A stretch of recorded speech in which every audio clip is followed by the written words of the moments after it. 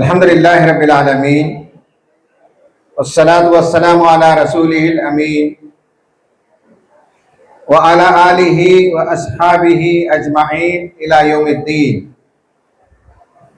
क़ाल अल्लाहु तआला फ़िल क़ुरआनिल मजीद फ़अऊज़ु बिल्लाहि मिनश शैतानिर रजीम वल्लाहु जअल लकुम मिन बुयूतिकुम सकना वजअल लकुम मिन जुलूदिल अनआमि बुयूतन तस्तख़िफ़ूनहा यौम ज़अनिकुम व यौम इक़ामतिकुम व मिन अस्वाफ़िहा व औबारिहा व अशआरिहा असासा व मताअन इला हीन।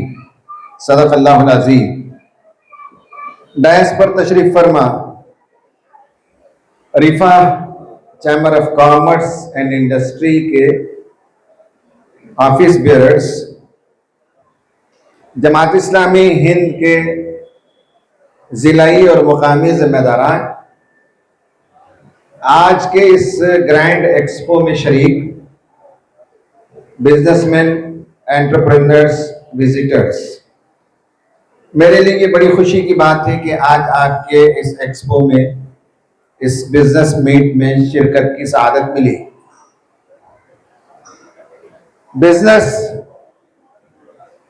क्यों करना चाहिए, उसका क्या इंपॉर्टेंस है, उस पर कहा गया कि मैं कुछ बात करूं। अनफॉर्चुनेटली दौरे जदीद में उम्मत मुस्लिमा में एक बड़ी तादाद, वैसे तो 87% लोग SSLC से आगे पढ़ते नहीं, जो 13% लोग पढ़ते हैं उनमें से 3-3.5% लोग PG तक जाते हैं या कॉलेज में जाते हैं, और माँ बाप जहन बनाते हैं कि उन्हें नौकरी करनी है, उन्हें MNCs में जाना है, उन्हें काम करना है। नौकरी करना कोई बुरी बात नहीं है, लेकिन यह है कि बिजनेसमैन और नौकरी करने वाले में फर्क होता है। बिजनेसमैन वो राजा होता है, he is a master of his own, और जो नौकरी करता है लाजिमन वह किसी के आगे जवाबदेह होता है, अकाउंटेबल होता है। हमारे वालिदैन को, पेरेंट्स को ये याद रहना चाहिए कि वो अपने बच्चों को प्रमोट करें बिजनेस की तरफ। बेशुमार मैं वाकयात आपको बताऊंगा। अभी मैंने कुरान की आयत तिलावत की। कुरान में एक नहीं, दो नहीं, सैकड़ों जगह अल्लाह ताला किसी चीज का जिक्र करता है और उसमें बताता है कि इसमें तुम्हारे लिए बिजनेस के एसेट्स हैं, बिजनेस के गुड्स हैं, बिजनेस के अपॉर्चुनिटीज हैं। इन पर गौर क्यों नहीं करते? मैंने सूरह नहल से आयत नंबर 60 की तिलावत की। उसमें अल्लाह तबारक व तआला फरमाता है कि अल्लाह ताला है जिसने तुम्हारे लिए घर बनाए। हाउसिंग इंडस्ट्री का जिक्र हुआ। जब घर बनाने की बात आती है तो उसके अंदर 1000 बिजनेस है। अभी मेरी मुलाकात वाटर प्रूफिंग वालों से हुई, पेंटिंग वालों से हुई, टैंक से, वाटर टैंक से, टिम्बर वालों से मुलाकात हुई, रियल एस्टेट डेवलपर्स से हुई। हाउसिंग इंडस्ट्री अपने आप में 1000 इंडस्ट्री उसके अंदर रखती है। तो अल्लाह ताला ने कहा क्या तुम गौर नहीं करते? अल्लाह ताला अपने इनामात को गिना रहा है। सूरह नहल खासकर साइंटिफिक सूरत है, उसमें अल्लाह ताला अपने इनामात गिना रहा है। उसमें ये बता रहा है कि घरों को बनाने का फन हमने तुम्हें सिखाया। हर जमाने में घर बनाना एक फन था, और उतना ही मुश्किल था उस जमाने में जितना आज है। रॉ मटेरियल चाहिए, रिसोर्सेस चाहिए, टेक्निक चाहिए, टेक्नोलॉजी चाहिए, साइंस चाहिए, मैथमेटिक्स चाहिए। तो अल्लाह ताला ने तुम्हें घर बनाने का सलीका सिखाया। और सफर पर जब जाते हो तो तुम्हें टेंट्स की जरूरत होती है। कहीं तुम घर में भी टेंट्स लगाते हो और कहीं बाहर जाते हो तो टेंट्स लगाते हो। अभी मैंने टेंट्स के कारोबार वालों को भी देखा, उन्होंने बताया कि टेंट्स लगाते हैं, वो शामियाना लगाते हैं। ये एक अपने आप में एक बड़ा बिजनेस है। सिर्फ टेंट का मतलब टेंट ही नहीं होता है, उससे रिलेटेड और बहुत सी चीजें होती हैं। तो हमने तुमको ये भी सिखाया। और ये टेंट्स किससे बनाते हो? उस जमाने में बनाने का सबसे आसान तरीका था, जानवरों के चमड़े से बनाते थे, ऊंट के चमड़ों से बनाते थे। तो हमने तुम्हें जानवर भी तुम्हारे लिए बिजनेस कैपिटल, बिजनेस गुड्स की हैसियत से दे दिया, और उसके चमड़े से तुम घर बनाते हो।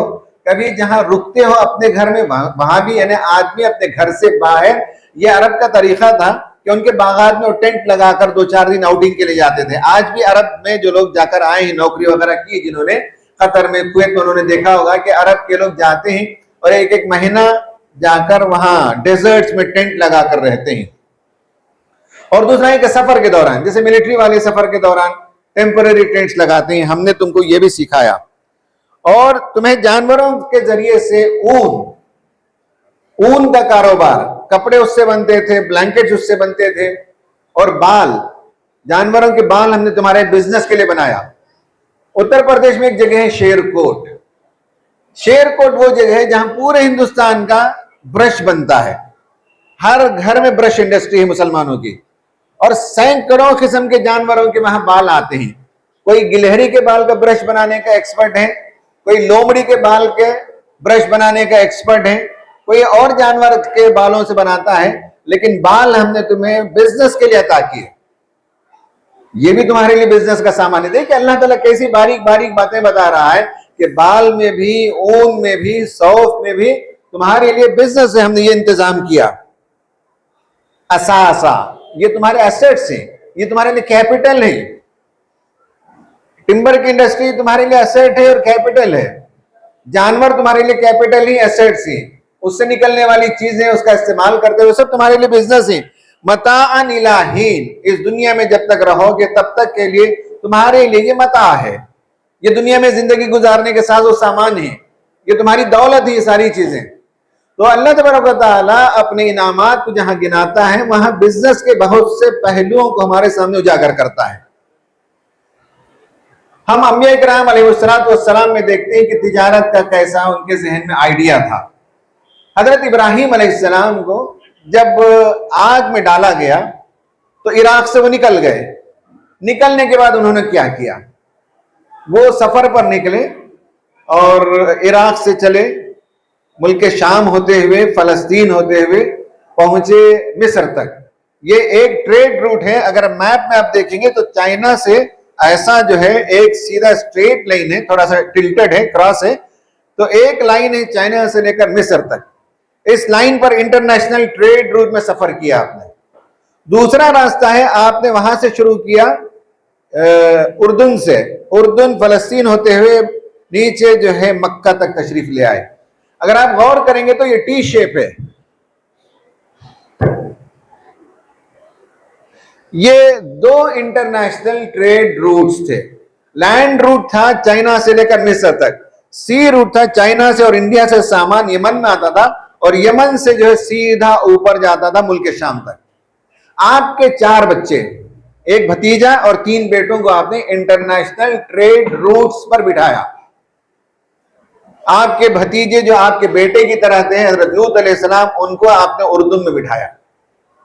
एक बेटे को मक्का में बिठाया जो ट्रेड रूट है, एक बेटे मदियन को बिठाया जो मक्का और मुल्क शाम के बीच में है, और एक बेटे इसहाक को बिठाया फलस्तीन में। ये सब के सब ट्रेड रूट्स थे। और हजरत इब्राहीम अलैहिस्सलाम के बारे में सीरत की किताब में लिखा है, ये लिखा है कि हजरत इब्राहीम अलैहिस्सलाम चाहते थे कि उनके बच्चे बिजनेसमैन बने और दावत का काम करें। जो आदमी बिजनेसमैन होता है उसके पास वक्त निकलता है और वो दावती काम कर सकता है, इस्लाम के लिए ज्यादा वक्त दे सकता है। जो लोग जॉब ओरिएंटेड होते हैं वो थके थकाए आते हैं और वो टाइम बाउंड होते हैं, ड्यूटी बाउंड होते हैं, उनके पास वक्त नहीं मिल पाता। तो हजरत इब्राहीम अलैहिस्सलाम ने 4 बच्चों को इंटरनेशनल ट्रेड रूट्स में 4 मुकामात पर बिठाए, और उनकी तमन्ना थी कि ट्रेडर साल में 2 बार 3 बार अगर ट्रिप करता था उस जमाने में, मुल्क यमन से मुल्क शाम तक 2 मरतबा चला जाए तो साल भर की कमाई हो जाती थी। बाकी वक्त इस्लाम के लिए लगाते थे, दावत के लिए लगाते थे। तो इस तरह से हजरत इब्राहीम अलैहिस्सलाम ने अपने बच्चों को भी ट्रेडर और बिजनेसमैन बनाया। हजरत दाऊद अलैहिस्सलाम बहुत बड़े इंडस्ट्रियलिस्ट थे। इसका आइडिया ही हम लोगों को नहीं है, कभी हम इस पर बात ही नहीं करते। सिर्फ मौलाना मौदूदी रहमतुल्लाह अलैह ने अपनी तफसीर में और मौलाना अमीन हसन इस्लाही ने, ये 1960s में इन्होंने तफसीर लिखी। उस वक्त ज्यादा तफसीरात मौजूद नहीं थे। हजरत दाऊद अलैहिस्सलाम वो आदमी जिन्होंने दुनिया को लोहे से नवाजा। उससे पहले लोहा अवेलेबल नहीं था। ब्रॉन्ज एज में दुनिया थी, ब्रॉन्ज एज से आयरन एज में दुनिया आई 1000 BC में, यानी एग्जैक्टली हजरत दाऊद अलैहिस्सलाम के जमाने में। अब इधर 10-15 साल पहले इसराइल में जो एक्सकवेशंस हुए उसमें बताया गया कि हजरत दाऊद अलैहिस्सलाम कितने बड़े इंडस्ट्रियलिस्ट थे कि उन्होंने माइनिंग करना शुरू किया। सबसे पहले आयरन ओर की माइनिंग करते थे। एक वर्टिकल माइनिंग भी है, एक हॉरिजॉन्टल माइनिंग भी है। दो किस्म की माइनिंग करते थे। जैसा स्ट्रक्चर होता था पहाड़ का, खोदते थे, उससे ले आते थे। मौलाना मौदूदी ने रेफरेंस दिया है, लेकिन डिटेल अब आए हैं कि फर्नेसेस चाहिए लोहे को पिघलाने के लिए। फर्नेसेस आपने बनाया, फर्नेस के अंदर की जो लाइनिंग होती है वो 1600 डिग्री टेम्परेचर को बर्दाश्त करने की सलाहियत हो तो लोहा को पिघलाया जा सकता है। लोहा पिघलता है तो उसके बाद उन्होंने जिरह बनाना शुरू किया, जो वार कोट होते हैं, जंग के जो कोट्स होते हैं वो बनाते थे। ये सब चीजें अब एक्सकवेशन के जरिए से दरियाफ्त हुई कि कितने बड़े इंडस्ट्रियलिस्ट थे। दुनिया को उन्होंने एक अजीम चीज से नवाजा। आज आप लोहे के बगैर किसी चीज का तस्वुर करके देखिए, ये माइक लोहे के बगैर नहीं, आप फोन इस्तेमाल करते हैं, हर तरफ आप देखिए लोहा है। तो लोहा को इजाद किया हजरत दाऊद ने। हजरत सुलेमान अलैहिस्सलाम बहुत बहुत बड़े बिजनेसमैन थे। आपने जो बिजनेस शुरू किया उसकी तफसीलात थी प्रॉफिट्स एंड मार्केट्स, ये किताब है।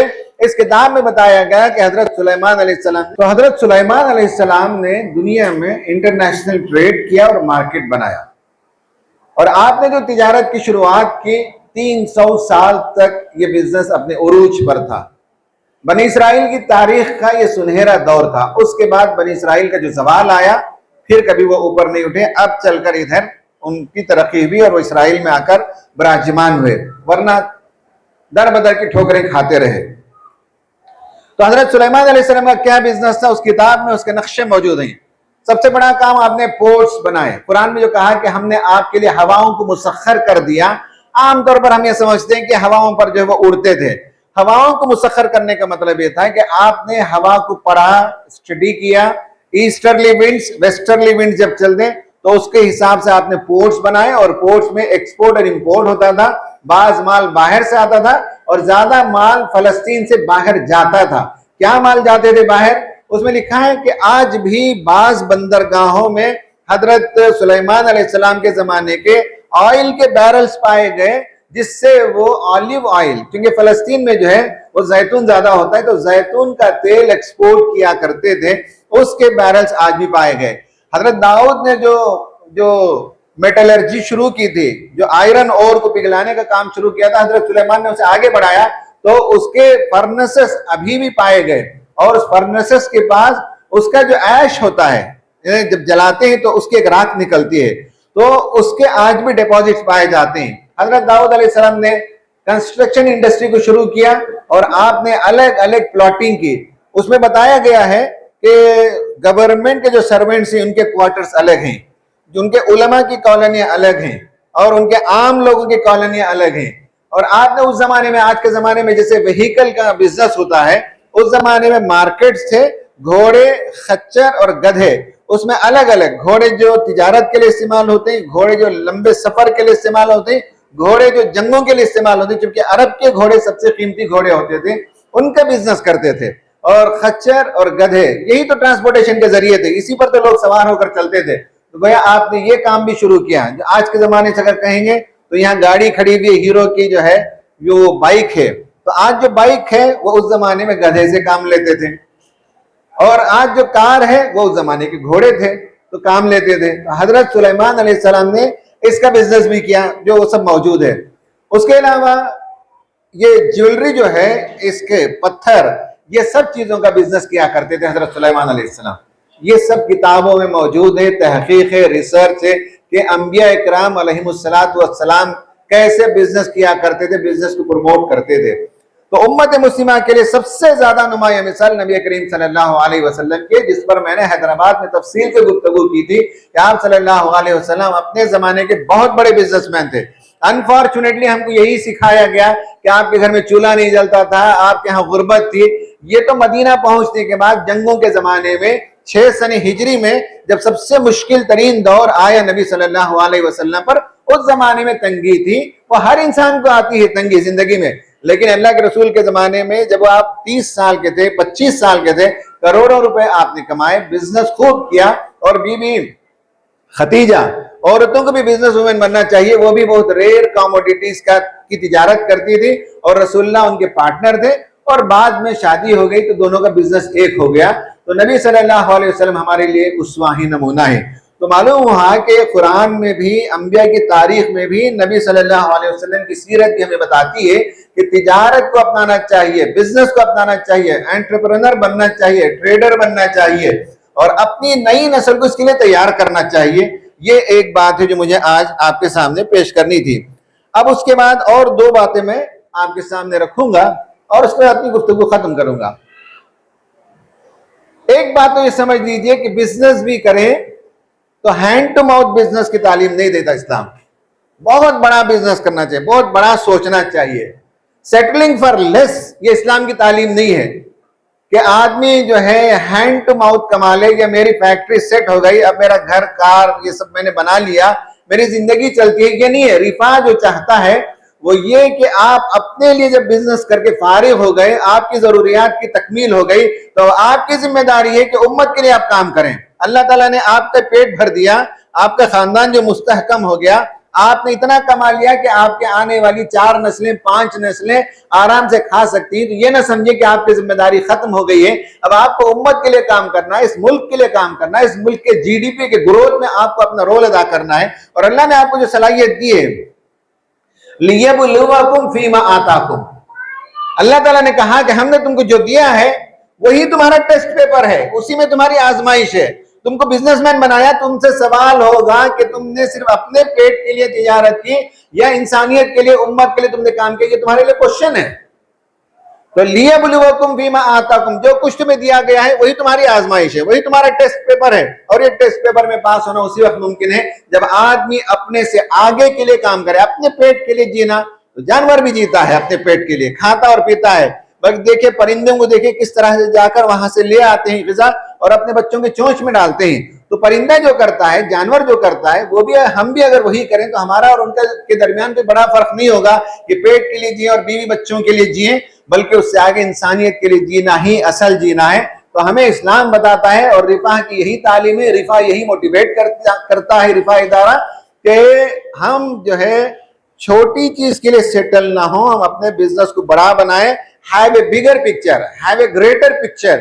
Down the line after 10 years, where do you want to be, how do you want to look like, आप कैसे दिखना चाहते हैं 10 साल के बाद। इमेजिन करके देखिए, विजुअलाइज कीजिए कि मेरी इंडस्ट्री है, मैं 1000 लोगों को मैंने एम्प्लॉय किया, अब मेरे पास 100 लोग हैं, लेकिन 10 साल के बाद मैं 1000 लोगों के जिंदगी में जो है असरअंदाज हो जाऊंगा। 1000 लोगों को मैं नौकरी दे सकूंगा, 1000 लोगों का मैं एम्प्लॉयर बनूंगा, 1000 खानदान मेरी वजह से चल सकेंगे। ये आपके लिए कितने बड़े अजर की बात है। आप सदका नहीं कर रहे हैं, खैरात नहीं कर रहे हैं, एम्प्लॉयमेंट दे रहे हैं, लेकिन इस पर भी आपको अजर मिलेगा, आपको अल्लाह ताला इस पर भी अजर देगा। लेकिन आप इमेजिन कीजिए, ग्रेटर पिक्चर पैदा कीजिए कि मुझे 10 साल के बाद ये करना है, मेरा एक बिजनेस है, मुझे डाइवर्सिफाई करना है, 4 बिजनेस करने हैं, उम्मत के लोगों को खड़ा करना है। आप एक बड़ा बिजनेस करते हैं, उससे एक छोटा सा वेस्ट निकलता है, उस वेस्ट को किसी नौजवान को दीजिए, उसके जरिए उसकी जिंदगी बन जाती है, वो कुछ पैसा वाला बन जाता है, मालदार बन जाता है। बहुत से तरीके हैं दुनिया को नवाजने के लिए।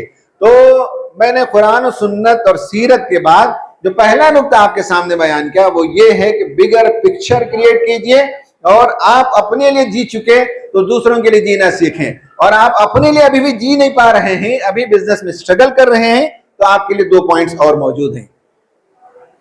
पहला यह है कि एक साइकोलॉजिस्ट गुजरा है और उसने अपनी बहुत प्यारी बात बताई है, कैरोल डवेक के नाम से। वो कहता है ग्रोथ माइंडसेट जिनका होता है, ग्रोथ माइंडसेट यानी जहन का शाकिला, जहन का सांचा, जहन जिस तरह से बना है उसमें ग्रोथ इंसान के सामने हो। जिस आदमी का ग्रोथ माइंडसेट होता है वो तरक्की करता है। एक बार गिरता है लेकिन फिर खड़ा हो जाता है, एक बार शिकस्त खाता है लेकिन फिर खड़ा हो जाता है। जिंदगी दरअसल एक कुश्ती का नाम है। हमारे एक रिश्तेदार थे, बहुत बड़ा बिजनेस करते थे, लेकिन उसके बाद जब रशिया का जवाल हुआ तो उनका बिजनेस भी ठप हो गया। ये लेट 70s और 80s में हुआ। तो जो बहुत बड़े बिजनेसमैन थे वो बिल्कुल जो नॉर्मल हो गए। फिर उसके बाद उन्होंने स्ट्रगल किया। हालांकि 40-50 बरस की उम्र के बाद स्ट्रगल करके एक नई जिंदगी शुरू करना, नया बिजनेस शुरू करना मुश्किल है। भाई मेरा वाटर टैंक से कोई ताल्लुक नहीं है, मेरी उम्र में अगर मैं 55-57 साल में वाटर टैंक का बिजनेस शुरू करना चाहूं तो ये बहुत बड़ा स्ट्रगल है मेरे लिए। तो उन्होंने एक नया बिजनेस शुरू किया। मैंने उनसे पूछा कि आप कैसे सक्सेसफुल हो गए? 10-12 दुकानें उन्होंने खोली, 1 2 3 4 5। मैंने पूछा तो उन्होंने कहा कि अमीन साहब, जिंदगी और हमारे दरमियान ये कुश्ती है, कभी जिंदगी जीती है, कभी हम जीतते हैं, लेकिन कभी हम शिकस्त नहीं खाना चाहिए। एक बार गिरे तो खड़े हो जाए, दूसरी बार गिरे तो खड़े हो जाए। ये ग्रोथ माइंडसेट, जिनके पास ग्रोथ माइंडसेट होता है वो 1-2 सेटबैक से पीछे नहीं हटते, आगे बढ़ते हैं, फिर ट्राई करते हैं, फिर नया तरीका। असल में फेल्यूर जो होता है वो उनके लिए फीडबैक होता है।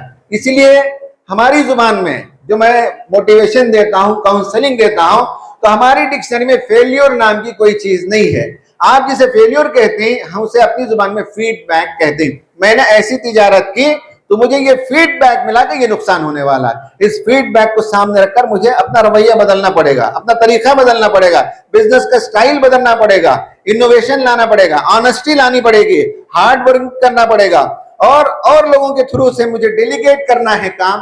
तो ग्रोथ माइंडसेट वाला इंसान हमेशा से तरक्की करता है। उसका अपोजिट है फिक्स्ड माइंडसेट।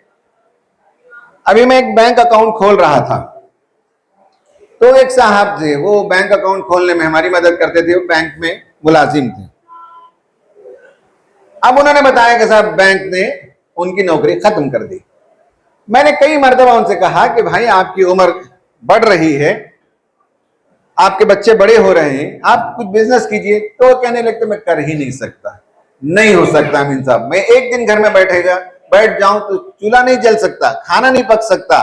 तो फिक्स्ड माइंडसेट के लोग जो होते हैं, आप उनकी जितना भी हवा भरे, उनका टायर पंक्चर होता है, उनकी गाड़ी चल नहीं सकती। ये फिक्स्ड माइंडसेट है। माँ बाप का काम है और आपका काम है कि उम्मत में जहां कोई फिक्स्ड माइंडसेट का आदमी मिले, उसको पंक्चर लगाइए और उसे जो थ्राइविंग आदमी बनाइए। उसे आप बताइए कि साहब आगे बढ़ना है, तरक्की करना है, तो उनके अंदर ग्रोथ माइंडसेट पैदा कीजिए। ये ग्रोथ माइंडसेट वाले सेटबैक से घबराते नहीं, और फेल्यूर जिसे कहते हैं उसे वो फीडबैक समझते हैं, और तरक्की की नई राहें तलाश करना चाहिए। और उसके लिए उम्मत में एक कमजोरी है, वो है हम काउंसलिंग किसी चीज में नहीं लेते। इंसान हर चीज मां के पेट से थोड़ी सीख के आता है। शादी होने के बाद मियां बीवी के दरमियान झगड़े होते हैं, सीखना चाहिए किसी के पास जाकर काउंसलिंग। आप पेरेंट बन गए, आपके बच्चों को डील नहीं कर पाते, झगड़े होते, तो पेरेंटिंग के लिए जाकर काउंसलिंग करना चाहिए। आप बिजनेस कर रहे हैं, बार बार जो है आप बिजनेस में गिर रहे हैं, ऊपर नहीं बढ़ रहे हैं, तो काउंसलिंग लेना चाहिए। हमारे मोहतरम यूसुफ साहब हैं, हमारी पूरी एक टीम है, इनसे पूछें, ये किसी काउंसलर को भेजेंगे, वो काउंसलर आपसे जो है 50,000 रुपए बाहर लेता है, तो रिफा के थ्रू से लेंगे तो 30-40 हजार रुपए में करने वाले लोग मिल जाते हैं। कोई बॉम्बे से आता है, कोई अहमदाबाद से आता है, आपके साथ बैठता है, 2-4 दिन बैठकर देखता है कि आप कहां गड़बड़ कर रहे हैं, आपके बिजनेस में क्या प्रॉब्लम है, वो आपकी काउंसलिंग करता है। उसके नतीजे में बिजनेस जो है फिर तरक्की कर जाती है और इंसान आगे बढ़ने लगता है। तो ये हमारा ग्रोथ माइंडसेट अगर होगा तो आप काउंसलिंग की तरफ आगे बढ़ेंगे। अगर सेटबैक हो रहा है, सेटबैक नहीं हो रहा है, तो आप खुद काउंसलिंग देंगे दूसरे लोगों को। ये एक बात है जो पॉइंट नंबर 4 है, कुरान, सीरत, और उसके बाद मैंने बताया कि हमें दूसरों के लिए बिजनेस करना है। जो लोग बिजनेस में स्ट्रगल कर रहे हैं उन्हें मैंने एक बात बताई, वो है ग्रोथ माइंडसेट पैदा करना चाहिए। बांडूरा एक साइकोलॉजिस्ट गुजरा है, उसका कहना है कि सेल्फ एफिकेसी, यानी ये हिम्मत के मैं ये कर सकता हूं, दुनिया माने ना माने मैं कर सकता हूं। तो ये जिस बच्चों के अंदर जज्म होता है, अज़्म होता है, हौसला होता है, वो करते हैं। मैंने एक बच्चे को देखा कि वो बचपन में कहता था मुझे डॉक्टर बनना है। क्यों बनना है? मैं हमारे वालिद साहब के पास आमदनी नहीं है, मैं पैसे वाला बनना चाहता हूं। मैंने उस लड़के को देखा, उस वक्त से मैंने ऑब्जर्व किया, जब वो 8th पढ़ता था, मुस्तकिल वो मेहनत किया। उसके बाद उसने कहा मुझे छोटे मेडिकल कॉलेज में नहीं पढ़ना है। उस जमाने में सेंट्रल यूनिवर्सिटीज 5-6 होते थे, central medical college, central medical college में पढ़ना है। फिर उसके बाद पीजी किया, आज एक बहुत बड़ा डॉक्टर है। मैं ऐसे लोगों को जानता हूं जो बांडूरा कहता है सेल्फ एफिकेसी, उसका मतलब यह होता है कि कुछ लोग तेज बहती हुई नदी के मानिंद होते हैं, कोई माने न माने, कोई रुकावट आ जाए, अपना रास्ता काट कर जिस तरह से नदी आगे निकल जाती है, वैसे बाज बंदे होते हैं जिन्हें यकीन होता है कि मैं ये कर सकता हूं और वो करके दिखाते हैं दुनिया को। दुनिया कहती है तुमसे नहीं होगा, तुम बिजनेस नहीं कर सकते, तुम्हारे बाप नौ करते, तुम्हारे दादा नौ करते, तुम्हारे परदादा नौ करते, तुम कहां से बिजनेस कर सकते हो। लेकिन अगर सेल्फ एफिकेसी है यानी सेल्फ बिलीफ है तो तेज नदी के मानिंद आप चट्टानों को काट कर अपना रास्ता निकाल सकते हैं। ये अज़्म पैदा कीजिए कि कभी भी हम अपने सेल्फ एफिकेसी को, हम अपने अंदर के अज़्म और हौसले को बुझने नहीं देंगे। एक बात हो गई। दूसरी बात मैं अपनी बात पेश करके खत्म करूंगा, वो ये है कि कुछ मेथड्स हैं। आप किसी के पास, काउंसलर के पास जाएंगे तो वो आपको मेथड्स सिखाएगा।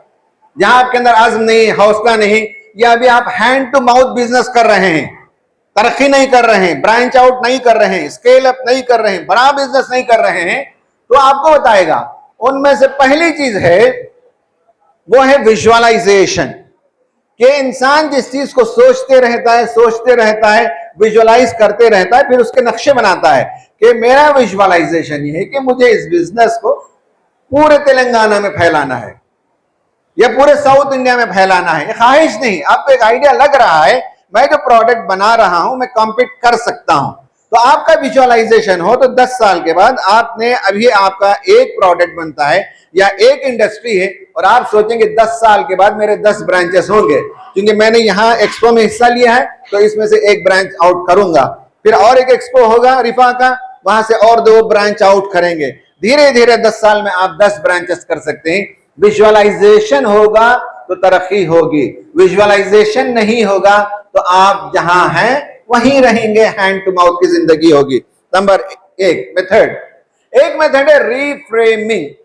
आपका जहन कहता है साहब मैं जो है मल्टीनेशनल कंपनी से कैसे कॉम्पीट कर सकता हूं, टाइड है और क्या इस तरह की जो वॉशिंग डिटर्जेंट्स ही मिसाल के तौर पर, तो आप सोचेंगे उनका मैं कैसे मुकाबला कर सकता हूं, तो कभी आप आगे नहीं बढ़ सकते। रीफ्रेमिंग ये है कि वो उनकी एक दुनिया है लेकिन मैं अपनी एक दुनिया क्रिएट कर सकता हूं।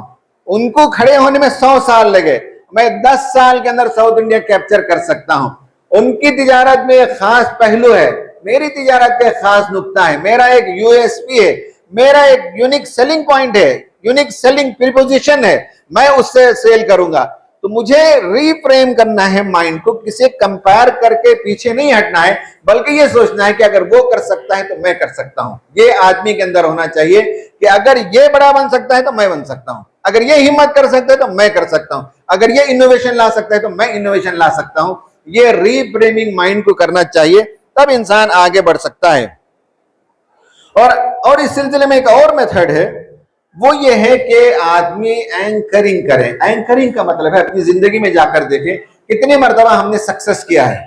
पढ़ाई में सक्सेसफुल हुए, गाड़ी सीखने में सक्सेसफुल हो गए, स्कूल के कंपटीशन में सक्सेसफुल हो गए, आज बिजनेस में सक्सेस नहीं हो रहा है तो वहां से एनर्जी लाइए और नई जिंदगी शुरू कीजिए कि हमने बचपन से अब तक की जिंदगी में 100 मामलात में 80 मामलात में हमने फतह पाई है। आज तिजारत में हम कामयाब नहीं है तो जरूर हमारे पास अंदर से एनर्जी मौजूद है। हम बचपन में हमने ऐसा किया, ऐसा किया, ऐसा किया, कामयाब हुए, कामयाब हुए, कामयाब हुए।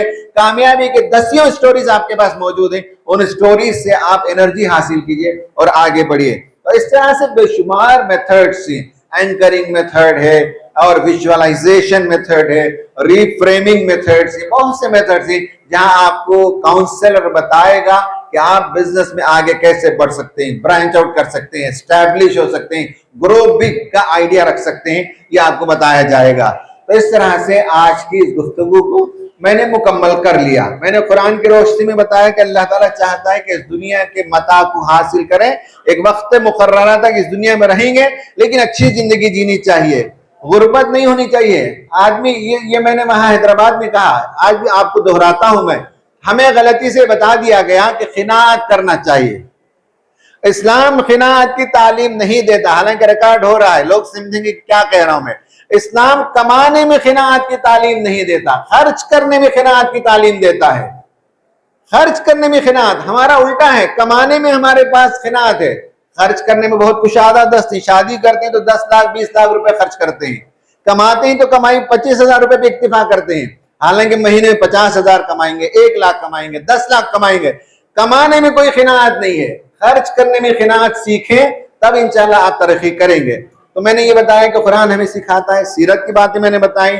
फिर मैंने बताया कि आप अच्छे बिजनेसमैन हैं तो दूसरों की फिक्र कीजिए, आप वेल एस्टेब्लिश बिजनेसमैन नहीं हैं तो फिर मैंने बताया कि आप अपने अंदर से एनर्जी पाइए, मेथड्स पाइए, काउंसलिंग पाइए और फिक्स्ड माइंडसेट से बाहर निकलिए, ग्रोथ माइंडसेट पैदा कीजिए, इससे आप इंशाल्लाह तरक्की करेंगे। अल्लाह ताला आप सब की तिजारत को खूब तरक्की अता फरमाए, दिन दुगनी रात चौगनी तरक्की अता फरमाए, आपके माल में खैर बरकत अता फरमाए और आपके माल में अल्लाह ताला गरीबों का हिस्सा भी रखे, महरूमों का भी हिस्सा रखे, उसे निकालने की तौफीक अता फरमाए। आपको हम सबको अल्लाह ताला इस दुनिया में खुशहाल जिंदगी अता फरमाए, मरने के बाद राहत और सुकून अता फरमाए और आखिरत में अल्लाह ताला हमें जन्नत अता फरमाए। आमीन व आखिरु दावाना अनिल हम्दुलिल्लाहि रब्बिल आलमीन।